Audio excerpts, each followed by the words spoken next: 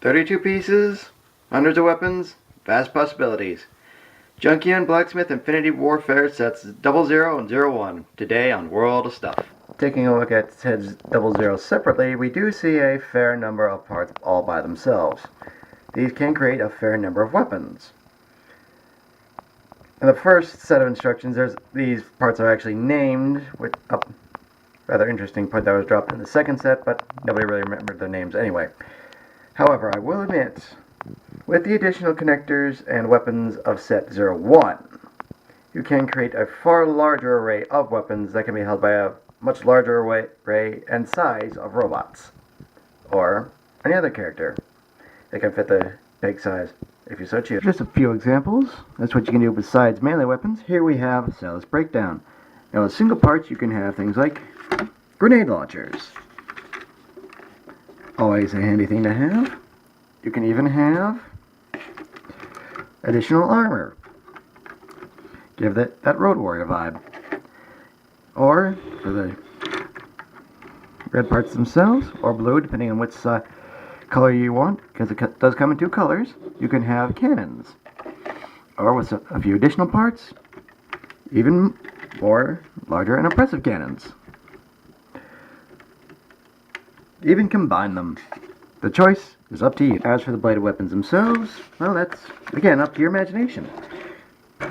Because, well, again, if they have the peg sides to support it, you can get some very odd, if very impressive looking, and very dangerous looking weapon modes on this. Eat your heart out, Wheeljack. Taking a look at the instructions, well, they say they're instructions, they're really more idea pamphlets. We see the list of the parts, some of the basic things you can do with them. Larger swords, staves, spears, hammers, more elaborate weapons, forks, bigger spears, bigger swords, and if you have both sets, a really, really big sword. And a photo of where this red set was intended to go, the G1 Predaking, which, since there's a reissue of, out now I believe, you shouldn't have a problem finding to attach this set. And here we have the set for 01. Those nunchucks you do have to provide your own string for, but as you can see, you can get a greater amount of weapons array with these additional parts. Hammers, even bigger sickles, bigger hammers, clubs, and the aforementioned great sword. This weapon is boring. Okay, now that we got Silas in robot mode, let's get him some interesting weapons. Because I'm fairly certain that we know that the parts work individually, but how do they work in conjunction with each other? Well, as a starter, let's go with the fan favorite, hammer. Yes, it's made of fists, but it's still a hammer. Something a bit more persuasive? How about a sword? A big sword. Yes. Now, one of the fun things is that you don't necessarily have to play by the rulebook some fans may set for themselves. For example, red Energon hands. Giant red Energon hands.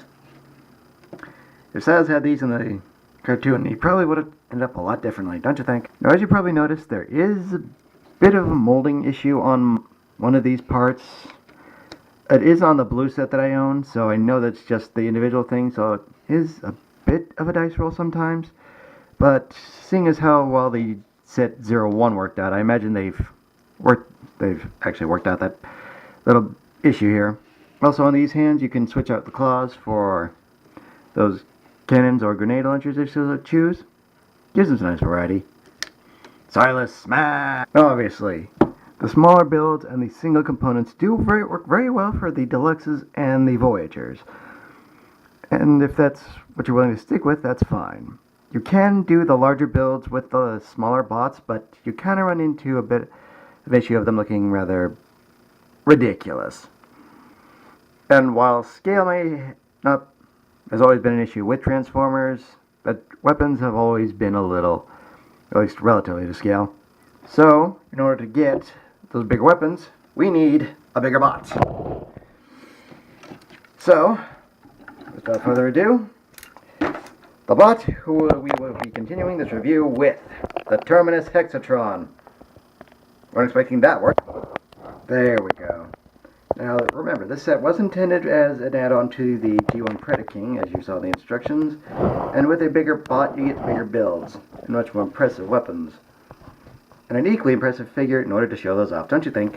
Right now you're seeing the slightly modified version of the ultimate form of the 00 set, and also why you want a bigger bot for this. In a Voyager or Deluxe size, this just looks silly. Impressive, but silly. And now we see both sets combined to create the true Great Sword. Something that is, well, let's face it, going to be significantly larger than most figures that can carry it. Or even hope to. I mean, here. Look. The blade is as long as the figure itself. That's just ridiculous, but extremely impressive. And if you could find a figure big enough to hold this thing, well, you've got the true crown and jewel of your display stand. And with those added parts, you can make it even longer. I realize this isn't all that impressive to some of you, but if you really want to make it ridiculous, stay. Now keep in mind, this is just a small showing as to what you can do with both of these sets. I've actually forgotten some of the things, even though I've taken pictures of them, and I'll probably look at those a little bit later. But if you have the time, the money, and the imagination, these aren't expensive, by the way, not compared to some of the things you can get from third party, they're well worth the money, especially if you want some new accessories for your figures.